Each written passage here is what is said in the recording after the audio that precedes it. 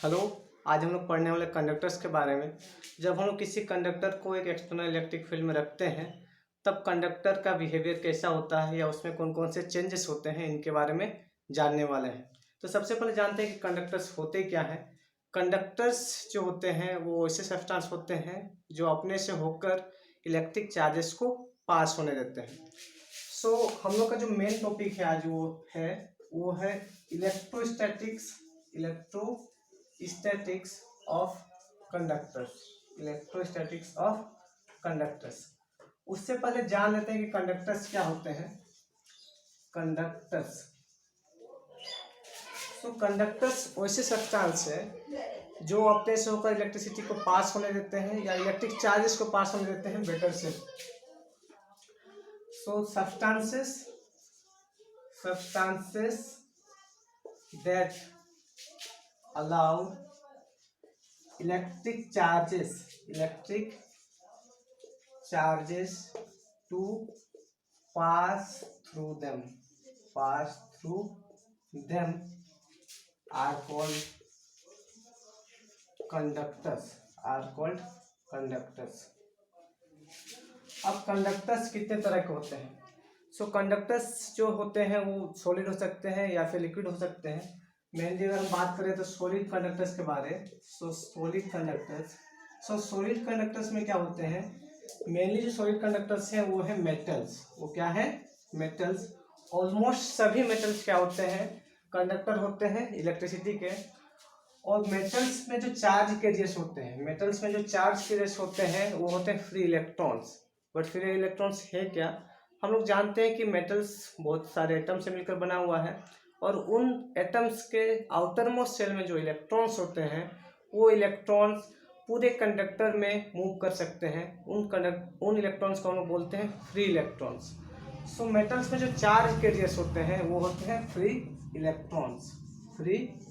Electrons. ये है charge carriers. ये क्या है, चार्ज कैरियर्स। वही अगर हम लिक्विड कंडक्टर्स के बारे में बात करें तो उसमें आते हैं इलेक्ट्रोलाइट्स।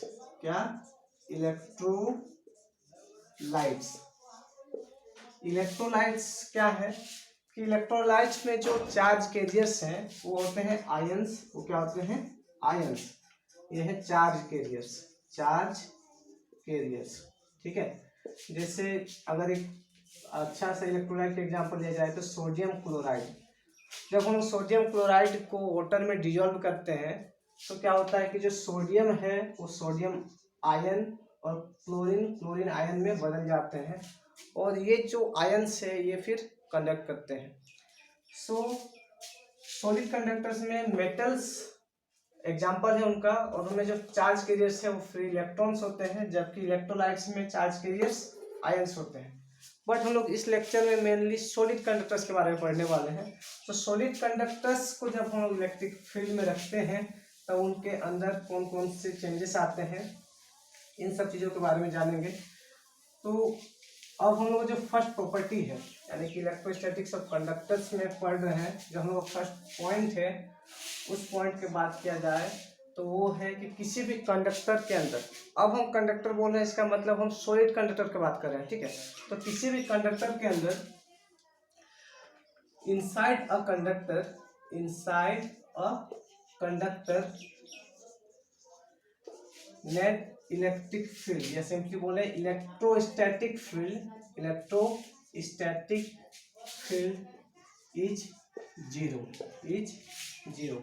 इसका मतलब ये है कि किसी कंडक्टर के अंदर जो इलेक्ट्रिक फील्ड होता है वो क्या होता है, जीरो होता है। अब ये कैसे होता है समझते हैं इस एग्जांपल से। जैसे ये एक कंडक्टर है मान लेते हैं। अब एक कंडक्टर है, इसमें एटम्स हैं और सभी एटम्स में न्यूक्लियस हो जो पॉजिटिवली चार्ज है और उसमें इलेक्ट्रॉन्स हैं जो नेगेटिवली चार्ज है। तो इसमें पॉजिटिव चार्ज है, नेगेटिव चार्ज है, positive charge, negative charge, positive negative, negative positive, negative positive, negative positive, इस तरह से रैंडमली क्या है, सब ऑर्गेनाइज्ड है। तो किसी भी कंडक्टर में जो पॉजिटिव चार्ज और नेगेटिव चार्ज इस तरह से अरेंज्ड रहते हैं कि उस कंडक्टर का जो नेट इलेक्ट्रिक फील्ड होता है वो क्या होता है 0। इसमें जो ई है वो क्या होता है 0। वो कंडक्टर के अंदर भी 0 होता है, कंडक्टर के बाहर भी 0 होता है, ठीक है। लेकिन जब हम लोग एक इलेक्ट्रिक फील्ड अप्लाई करते हैं, जैसे इसमें क्या किए, सेम कंडक्टर है, इसमें जब हम लोग इलेक्ट्रिक फील्ड अप्लाई करते हैं इस डायरेक्शन में इलेक्ट्रिक फील्ड अप्लाई कर रहे हैं, इसका मतलब क्या है कि इधर कोई पॉजिटिव सोर्स है जिसके कारण ये इलेक्ट्रिक फील्ड बन रहा है। तो इधर पॉजिटिव चार्ज है मान लेते हैं, इधर नेगेटिव चार्ज है कहीं दूर में, जिसके कारण ये फील्ड बन रहा है, ठीक है, ये इलेक्ट्रिक फील्ड। अब इस इलेक्ट्रिक फील्ड के कारण क्या है, यहाँ पर जो पॉजिटिव चार्जेस है वो इलेक्ट्रिक फील्ड के अलग मूव करेगा, और जो नेगेटिव चार्जेस है वो इलेक्ट्रिक फील्ड के अपोजिट डायरेक्शन मूव करेगा। सो यहाँ पर जैसे ये पॉजिटिव है तो ये सब उधर चल जाएगा और ये नेगेटिव चार्जेस इधर आ जाएगा। सो ये नेगेटिव चार्जेस इधर आ गया,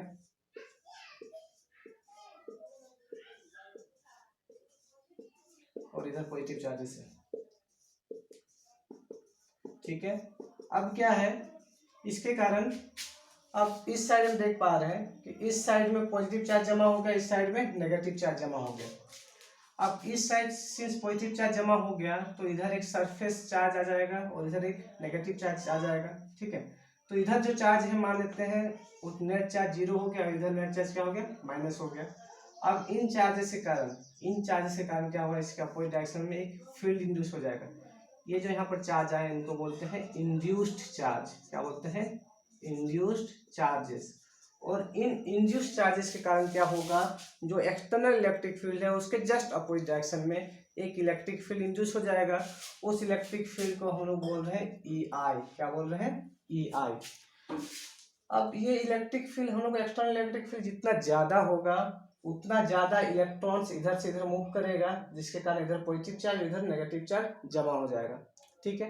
अब इधर जितना ज़्यादा पॉजिटिव चार्ज जमा होगा और इधर जितना ज़्यादा नेगेटिव चार्ज जमा होगा उतना ज़्यादा इंड्यूस इलेक्ट्रिक फील्ड होगा, क्योंकि इंड्यूस चार्ज ज़्यादा होने से इलेक्ट्रिक फील्ड भी ज़्यादा होगा, तो ई को बढ़ाने से ये भी बढ़ेगा। तो एक सिचुएशन ऐसा आएगा जब ये ई जो होगा, ये जो ई होगा वो इसके इक्वल हो जाएगा।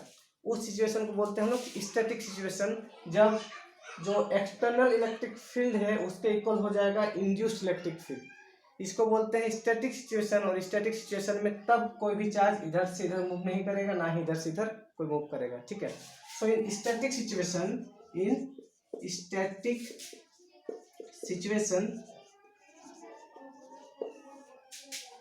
E is equals to EI। यहाँ पर ये जो है ये है एक्सटर्नल इलेक्ट्रिक फील्ड, ये क्या है एक्सटर्नल इलेक्ट्रिक फील्ड, और ये जो है ये है इंड्यूस्ड इलेक्ट्रिक फील्ड, ये क्या है इंड्यूस्ड इलेक्ट्रिक फील्ड। अब external electric field induced electric field दोनों एक दूसरे का इक्वल है और एक दूसरे का अपोजिट है। सो नेट इलेक्ट्रिक फील्ड अगर अंदर में देखा जाए तो क्या होगा 0 होगा। So net electric field inside a conductor is 0 whether there is an external electric field और नॉट, ठीक है। बाहर में इलेक्ट्रिक फील्ड हो या ना हो, जो नेट इलेक्ट्रिक फील्ड है इनसाइड अ कंडक्टर वो हमेशा 0 होता है, क्लियर।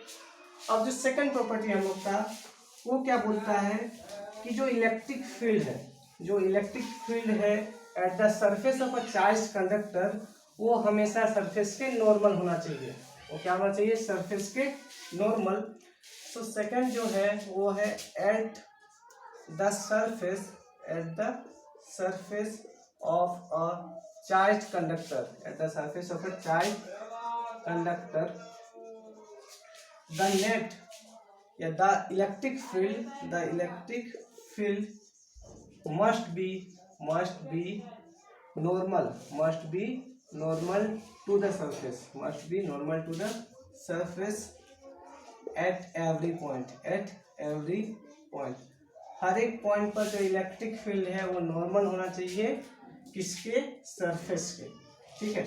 जैसे मान लेते हैं ये कंडक्टर है, ये एक कंडक्टर है, इस कंडक्टर के इस साइड में पॉजिटिव चार्जेस है और इस साइड में नेगेटिव चार्जेस है। तो ये स्टेटमेंट क्या बोल रहा है कि एक चार्ज कंडक्टर के हर एक पॉइंट में जो इलेक्ट्रिक फील्ड होगा वो नॉर्मल होगा उस सरफेस का उस पॉइंट पर, ठीक है। इधर भी देखा जाए तो ये नॉर्मल होना चाहिए, क्या होना चाहिए नॉर्मल। तो इस पॉइंट का बात किया जाए, इस पॉइंट का, तो इस पॉइंट में भी इलेक्ट्रिक फील्ड इस डायरेक्शन में होगा, नॉर्मल होना चाहिए। ठीक है, अब यहाँ पर क्वेश्चन उठता है कि नॉर्मल क्यों होना चाहिए, नॉर्मल ही क्यों होना चाहिए, नॉर्मल नहीं होगा तो क्या प्रॉब्लम हो जाएगा। सो मान लेते हैं, केस लेते हैं इसमें नॉर्मल नहीं है। ठीक है, ये एक सरफेस है जिसमें मान लेते हैं पॉजिटिव चार्जेस है। ठीक है, सो इलेक्ट्रिक फील्ड नॉर्मल ना होके क्या है, इस डायरेक्शन में है, जो सरफेस के साथ एक एंगल बना रहा है थीटा, सरफेस के साथ एक एंगल बना रहा है थीटा। सिंस इस सरफेस के साथ एक एंगल बना रहा है तो इसका एक कंपोनेंट सरफेस के अलोंग होगा, दूसरा कंपोनेंट सरफेस के परपेंडिकुलर होगा। तो जो सरफेस के नॉर्मल कंपोनेंट है, अगर ये जो इलेक्ट्रिक फील्ड है वो ई है इस पॉइंट पर, तब जो नॉर्मल कंपोनेंट है वो हो जाएगा ई साइन थीटा, और जो इसका ये सरफेस का जो कंपोनेंट है वो हो जाएगा ई कॉस थीटा। सो ये है कंपोनेंट अलोंग द सरफेस, और ये है नॉर्मल कंपोनेंट, ये क्या है, नॉर्मल कंपोनेंट ऑफ ई। ठीक है, ये component along the surface of E. ठीक है, अब इस कंपोनेंट के कारण जो नॉर्मल के जो सरफेस के अलोंग है, इसके कारण क्या है, जो ये पॉजिटिव चार्जेस है या जो भी चार्जेस है यहाँ पर नेगेटिव रहते हैं तो नेगेटिव भी, वो चार्जेस क्या करते, वो चार्जेस मूव करने लग जाएंगे सरफेस का अलोंग, वो चार्जेस क्या करने लग जाएंगे, सरफेस का अलोंग मूव करने लग जाएंगे। और हम लोग जानते हैं कि स्टैटिक सिचुएशन में किसी भी कंडक्टर में चार्ज जो होते हैं वो मूव नहीं करते हैं। ठीक है, वो अपने जगह पर वाइब्रेट तो हमेशा करते रहते हैं लेकिन मूव नहीं करते हैं, जैसे दूसरी जगह नहीं जाते हैं। ठीक है, लेकिन अगर यहाँ पर इलेक्ट्रिक फील्ड नॉर्मल नहीं रहेगा तो ये मूव करने लग जाएंगे, जो हम लोग का फर्स्ट प्रॉपर्टी है उसको वायलेट कर जाएगा। ठीक है, फर्स्ट प्रॉपर्टी एकदम सही है, इसलिए इसको भी हमेशा नॉर्मल होना चाहिए। ठीक है, ये क्लियर हो गया। अब हम लोग बढ़ते हैं थर्ड प्रॉपर्टी की तरफ। हम लोग का जो थर्ड प्रॉपर्टी है वो बोलता है इन static situation the net charge inside a conductor is zero. In static situation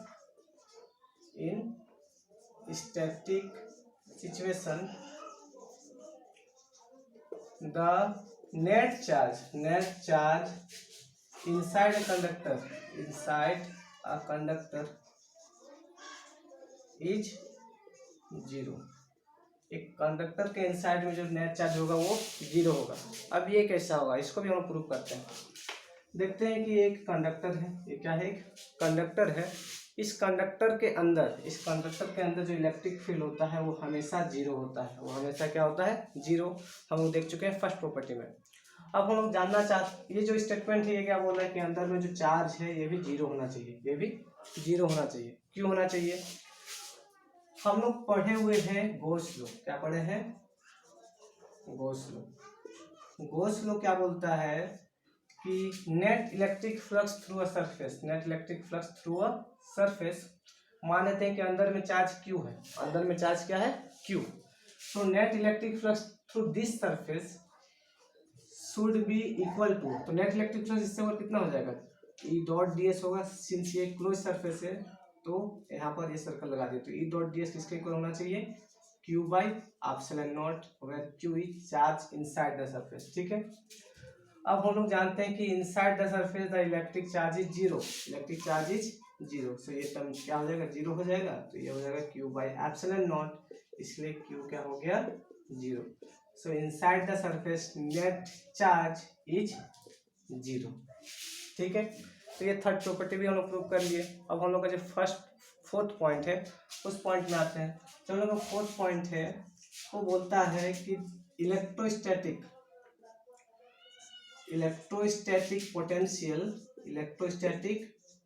potential throughout the conductor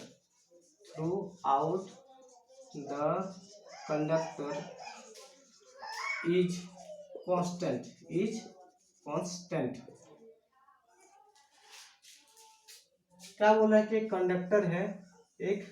conductor है, इसके अंदर जो भी होगा वो क्या होगा, कांस्टेंट होगा। ये बोल रहा है क्या होगा, कांस्टेंट होने का मतलब क्या है कि इस पॉइंट पर जो पोटेंशियल का वैल्यू होगा इस पॉइंट पर भी वही होगा, इस पॉइंट पर भी वही होगा, इस पॉइंट पर भी वही होगा, ये बोल रहा है स्टेटमेंट। ठीक है, अब अंदर में पोटेंशियल का वैल्यू कांस्टेंट होना चाहिए, इसको हम लोग प्रूव करते हैं। हम लोग जानते हैं कि अंदर में इलेक्ट्रिक फील्ड जो होता है वो क्या होता है, जीरो। क्या होता है, जीरो। और हम लोग इलेक्ट्रिक फील्ड और इलेक्ट्रोस्टैटिक पोटेंशियल के बीच में एक रिलेशन जानते हैं। वो रिलेशन क्या होता है कि माइनस ई डॉट डी आर, माइनस ई डॉट डी आर जो होता है वो डी वी के इक्वल होता है। किसके इक्वल होता है? डी वी के। सिंस हम लोग का ये जो इलेक्ट्रिक फील्ड है वो जीरो है, हम लोग का ये जो इलेक्ट्रिक फील्ड है वो जीरो है, इसलिए ये जो टर्म होगा ये क्या हो जाएगा? जीरो हो जाएगा। और राइट हैंड साइड में क्या है? D V. और इस डी वी क्या है? डी वी है पोटेंशियल डिफरेंस। क्या है? Potential difference. हम लोग को पोटेंशियल डिफरेंस क्या है? जीरो है inside a conductor. Potential difference zero, इसका मतलब क्या है कि कंडक्टर के अंदर हर एक जगह पोटेंशियल का वैल्यू क्या है? सेम है, यानी कि कांस्टेंट है। सो इसीलिए भी जो हो जाएगा वो क्या हो जाएगा? कांस्टेंट हो जाएगा। क्या हो जाएगा? कांस्टेंट। अब भी कांस्टेंट तो है, बट इस भी का वैल्यू कितना है? ठीक है, ये 5 वोल्ट है, 6 वोल्ट है, 10 वोल्ट है, या जो भी वैल्यू है कितना है। सो ये जो भी है उसका वैल्यू उतना ही होगा जितना इसके सरफेस पे होगा, जितना इसके सरफेस पे होगा। So electrostatic potential throughout the conductor is constant and is equals to the value of potential that is on the surface। जो सरफेस में जो पोटेंशियल का वैल्यू है वही इसके अंदर में भी होगा। ठीक है, ये था हम लोग का 4th पॉइंट। अब आते हैं हम लोग का 5th पॉइंट में।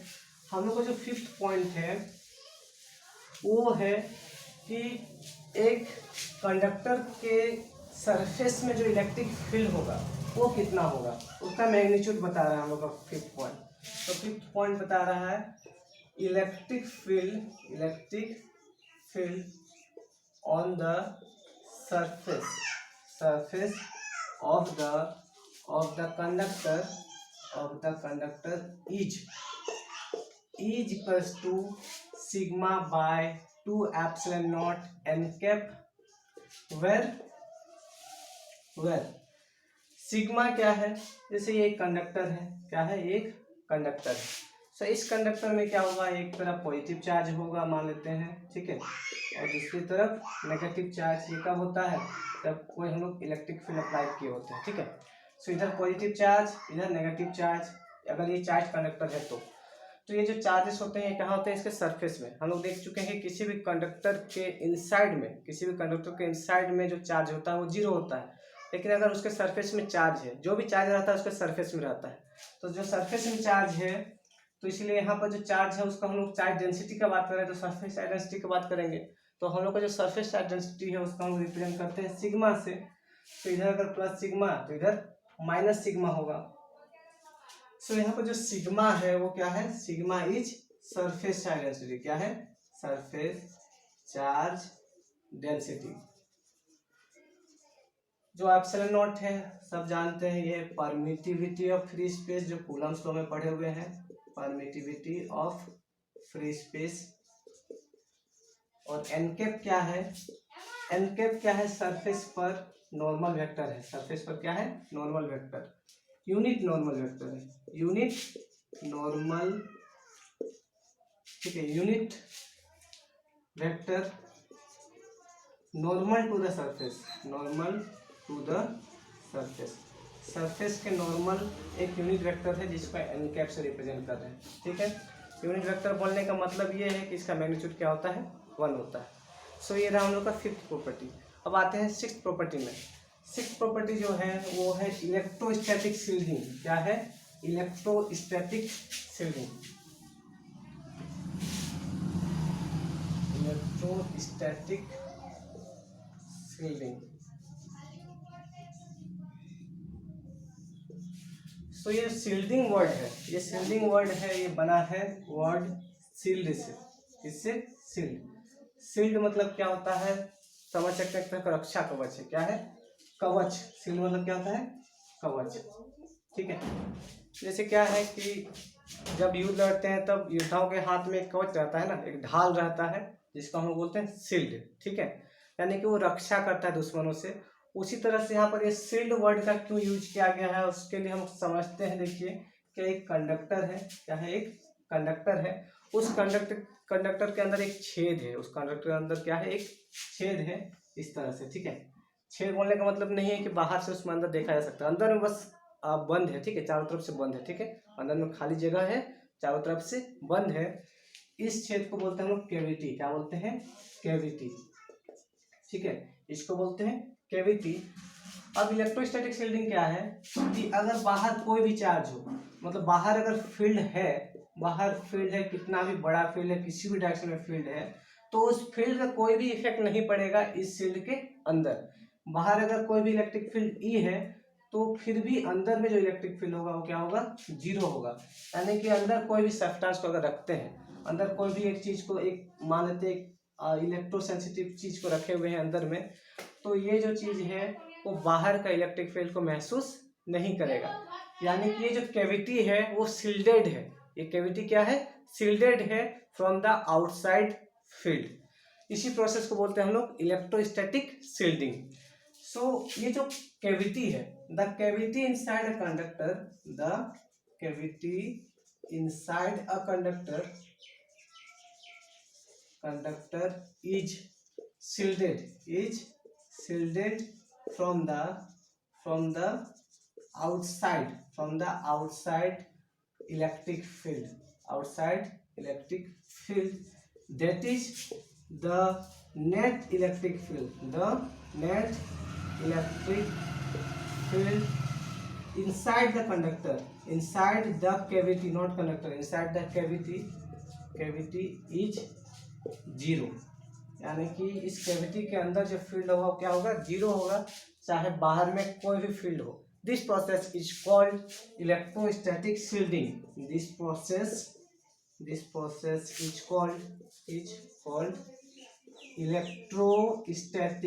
Electrostatic shielding. ठीक है, सो ये रहा कंडक्टर्स के बारे में। तो कंडक्टर्स के बारे में हम लोग आज 6 प्रॉपर्टीज के बारे में जाने कि कंडक्टर्स किस तरह का बिहेव करते हैं जब इलेक्ट्रिक फील्ड अप्लाई किया हुआ रहता है। ठीक है, हम लोग का नेक्स्ट लेक्चर में हम लोग पढ़ने वाले हैं दूसरे तरह के सब्सटेंस जो कि कंडक्ट नहीं करते हैं चार्जेस को। तो आज के लिए इतना ही। Thank you.